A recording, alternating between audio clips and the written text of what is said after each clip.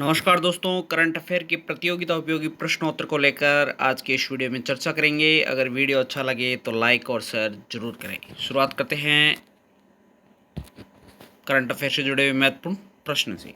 पूर्व राष्ट्रपति प्रणब मुखर्जी का हाल ही में निधन हो गया है। उन्हें भारत का सर्वोच्च सम्मान भारत रत्न कब दिया गया था? तो भारत का जो सर्वोच्च सम्मान है वह प्रणब मुखर्जी को वर्ष 2019 में दिया गया था। अब जानते हैं प्रणब मुखर्जी के संबंध में महत्वपूर्ण फैक्ट जो कि आगामी प्रतियोगिता परीक्षाओं में आपके लिए कारगर साबित होंगे। भारत के 13वें राष्ट्रपति के रूप में और भारत रत्न से सम्मानित प्रणब मुखर्जी का 31 अगस्त 2020 को निधन हो गया है। प्रणब मुखर्जी, उन्हें प्रणब दा के नाम से भी जाना जाता था। उन्होंने वर्ष 2012 से 2017 तक भारतीय राष्ट्रपति के रूप में कार्य किया था। वर्ष 2019 में उन्हें भारत का जो सर्वोच्च सम्मान है भारत रत्न पुरस्कार से सम्मानित किया गया था। प्रणब मुखर्जी 5वें भारतीय राष्ट्रपति बने जिन्हें यह भारत रत्न पुरस्कार दिया गया है। वर्ष 2008 में उन्हें पद्म विभूषण से भी सम्मानित किया गया। भारत के राष्ट्रपति के रूप में उनका कार्यकाल प्रतिभा देवी सिंह पाटिल के बाद और रामनाथ कोविंद ने उनका स्थान लिया था। भारत के 13वें राष्ट्रपति के रूप में सेवा करने के अलावा प्रणब मुखर्जी ने वर्ष 1982 से 84 और वर्ष 2009 से 12 तक 2 बार वित्त मंत्री के रूप में भी कार्य किया है। अगला प्रश्न है, संस्कृति मंत्रालय ने भारतीय पुरातत्व सर्वेक्षण के कितने नए क्षेत्रों की घोषणा की है? तो 7 नए क्षेत्रों की घोषणा पुरातत्व सर्वेक्षण के द्वारा की गई है। भारत के संस्कृति मंत्रालय ने भारतीय पुरातत्व सर्वेक्षण के 7 नए क्षेत्रों की घोषणा की है। ये 7 नए प्रदेश हैं उत्तर प्रदेश, तमिलनाडु, पश्चिम बंगाल, कर्नाटक और गुजरात में बनाए गए हैं, जिनके नाम रायगंज, त्रिची, राजकोट, झांसी, जबलपुर, मेरठ और हम्पी है। अगला प्रश्न, अडानी ग्रुप और जेवीके ग्रुप में किस इंटरनेशनल एयरपोर्ट लिमिटेड में 74% हिस्सेदारी खरीदने के लिए एक समझौता हुआ है? तो मुंबई इंटरनेशनल एयरपोर्ट लिमिटेड को खरीदने के लिए एक समझौता हुआ है।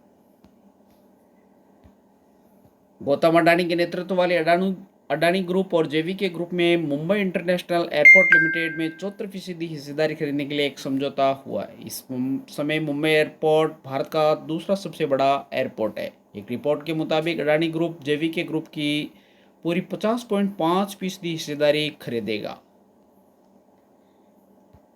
अगला प्रश्न, अरुणाचल प्रदेश विधानसभा ने हाल ही में प्रदेश में संविधान की कौन सी अनुसूची के अधीन लाने से संबंधित प्रस्ताव पारित किया? तो 6ठी अनुसूची से संबंधित प्रस्ताव को पारित किया गया।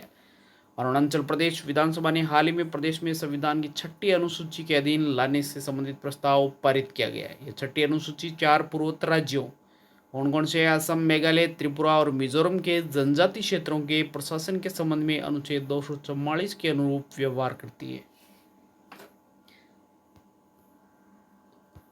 अगला प्रश्न है, यूएई ने हाल ही में भारत ग्रामीण किसानों और यूएई के फूड इंडस्ट्री के बीच अंतर को कम करने के लिए किस प्लेटफॉर्म की शुरुआत की है? तो ई मार्केट प्लेटफॉर्म की शुरुआत यूएई के द्वारा की गई है। संयुक्त अरब अमीरात यूएई ने हाल ही में भारत ग्रामीण किसानों और यूएई के फूड इंडस्ट्री के बीच अंतर को कम करने के लिए एक नई तकनीकी आधारित कृषि जिंस कारोबार और ई मार्केट प्लेटफॉर्म की शुरुआत की है। इस एग्रीयोटा ई मार्केट प्लेस के द्वारा किसान बिचौलियों को दरकिनार करते हुए आपूर्ति श्रृंखला का अधिकतम उपयोग कर सकेंगे। अगला प्रश्न है, रूस और भारत के बीच कौन से हथियार का सौदा होने जा रहा है? तो AK-203 असॉल्ट राइफल का रूस और भारत के बीच में सौदा होने जा रहा है। भारत रूस से अत्याधुनिक AK-203 राइफल को लेकर के बड़ा सौदा करने जा रहा है। पहले खेप में 20,000 राइफल भारत आएगी। ऐसे भारत कुल 6 लाख राइफलें खरीदने जा रहा है।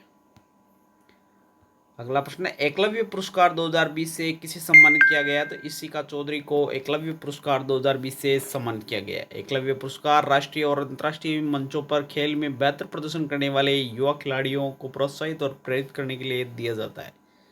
एकलव्य पुरस्कार की स्थापना वर्ष 1993 में की गई थी। इशिका चौधरी है वह हॉकी की खिलाड़ी है जिन्हें वर्ष 2020 का एकलव्य पुरस्कार दिया जा रहा है। अगला प्रश्न, किस राज्य सरकार ने मेजर ध्यानचंद विजयपथ योजना शुरू की है? तो उत्तर प्रदेश सरकार के द्वारा मेजर ध्यानचंद विजयपथ योजना शुरू की गई है। उत्तर प्रदेश राज्य सरकार ने मेजर ध्यानचंद विजयपथ योजना शुरू की है। मेजर ध्यानचंद विजयपथ योजना के तहत राष्ट्रीय अंतर्राष्ट्रीय खिलाड़ियों के घरों तक पक्की सड़कें बनवाई जाएगी ताकि खिलाड़ी और प्रोत्साहित हो सके। इस योजना का उद्देश्य राज्य के 19 अंतर्राष्ट्रीय खिलाड़ियों के घरों तक सड़क संपर्क पहुंचाना है। सभी 19 अंतर्राष्ट्रीय खिलाड़ियों को इस योजना का लाभ दिया जाएगा। 19 अंतर्राष्ट्रीय खिलाड़ियों में से प्रमुख है भुवनेश्वर कुमार जो कि तेज गेंदबाज है, प्रवीण कुमार पूर्व क्रिकेटर और पीयूष चावला और मोहम्मद कैफ भी शामिल है। अगला प्रश्न है, पीएम नरेंद्र मोदी ने सितंबर 2020 को किस रूप में मनाने की घोषणा की है? तो पोषण माह या पोषण माह के रूप में सितंबर 2020 को मनाने की घोषणा प्रधानमंत्री नरेंद्र मोदी के द्वारा की गई है। प्रधानमंत्री नरेंद्र मोदी ने सितंबर 2020 को पोषण माह या पोषण माह के रूप में मनाने की घोषणा की है। पीएम ने ये बात मन की बात कार्यक्रम के दौरान कही है। प्रत्येक माह को इष्टतम पोषण के महत्व से अवगत कराने के लिए सितंबर महीने पर विचार किया जाएगा। इससे पहले वर्ष 2018 और 2019 में पोषण माह लोगों द्वारा देखा गया था। अंतिम प्रश्न है, औसत मजदूरों की वैश्विक रैंकिंग 2020 में भारत कौन से स्थान पर रहा है? तो भारत औसत मजदूरों की वैश्विक रैंकिंग में 72वें स्थान पर रहा है। इस रैंकिंग में स्विट्जरलैंड पहले स्थान पर है, जबकि लग्जमबर्ग दूसरे स्थान पर और अमेरिका तीसरे स्थान पर है, और भारत इस सूची में 72वें स्थान पर है। तो साथियों, ये थे करंट अफेयर से जुड़े हुए महत्वपूर्ण प्रश्न जिन पर अपन ने चर्चा की है। उम्मीद करता हूँ ये वीडियो आपको अच्छा लगा होगा। अगर वीडियो अच्छा लगे तो ज़्यादा से ज़्यादा लाइक करें, शेयर करें और बेल आइकन को प्रेस कर दें ताकि वीडियो की नोटिफिकेशन आपको लगातार मिलती रहे। Thank you.